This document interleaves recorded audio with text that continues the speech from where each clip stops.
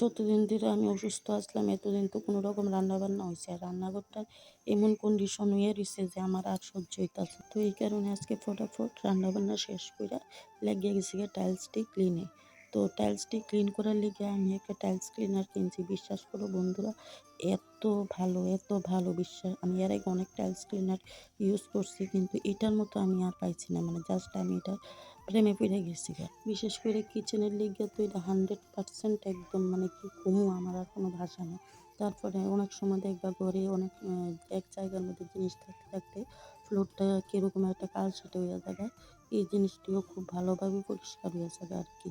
তো hello everyone, আমি অপরাজিতা, ছোট্ট রাজ্য ত্রিপুরা থেকে। তোমরা কে কোন থেকে আমার ভিডিওটা দেখতে আসছো অবশ্যই আমার একটা ছোট্ট করে কমেন্ট করে জানাইও। আর যদি ভিডিওটা তোমাদের কাছে ভালো লাগে লাস্ট অব্দি দেখো, দেখা ছোট্ট করে একটা লাইক করে দেয়। তো দেখো আমি কিন্তু অলরেডি এদিকে মানে একটা সাইড ক্লিন করে লাইছি। তো এদিকে ক্লিন করতে করতে চিন্তা করতেছি যে নিচটা তো ঠিকই ক্লিন করে লাইছি, কিন্তু উপরটা কী করে ক্লিন করবো। আমি কিন্তু উপরে কোনো দিন উঠে সেটা কোনো কাজ করতে পারি না, কারণ উপরে উঠে নিচের দিকে তাকালে আমার মাথা ঘুরায়। আমার একদম ছোটোবেলার থেকে এই স্বভাবটা আর কি। তো যাই হোক, এদিকে আমি এটি ক্লিন করার সময় তো একটা ছেলে আছে, হেরে আমি কইছি আর কি যে আমার এটি একটু ক্লিন করে দিবি না, উপরেরটা তোর হইলেও দিব। তো হে আইয়া যতটুকু পারে ক্লিন করবো আর কি।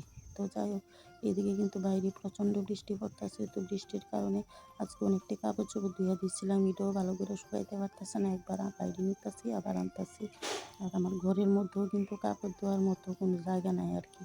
তো দেখো আমি এদিকে মোটামুটি ক্লিন করছি, আর ওই কোনাটার মধ্যে যেহেতু বাস্কেটটা থাকে এই জায়গাটাও একটু কালো কালো ভাব হয়ে আছে, এটারও পরিষ্কার করলাম। তো হেরে করলাম একটু উপরটা ঘুষা দে, হে উপরটা ঘষতে এসে এমন সময় দোকানে লুকাইছে, তো হেরে ডাইকে নিচ্ছে। এখন আমি কি করি, কত দইবে আজকে আমার মাথার যেহেতু চাপছে, আর যেটা আমার মাথার চাপে এটা আমার করতেই লাগবে। এটা আমার না করলেও আমি এটা করবো।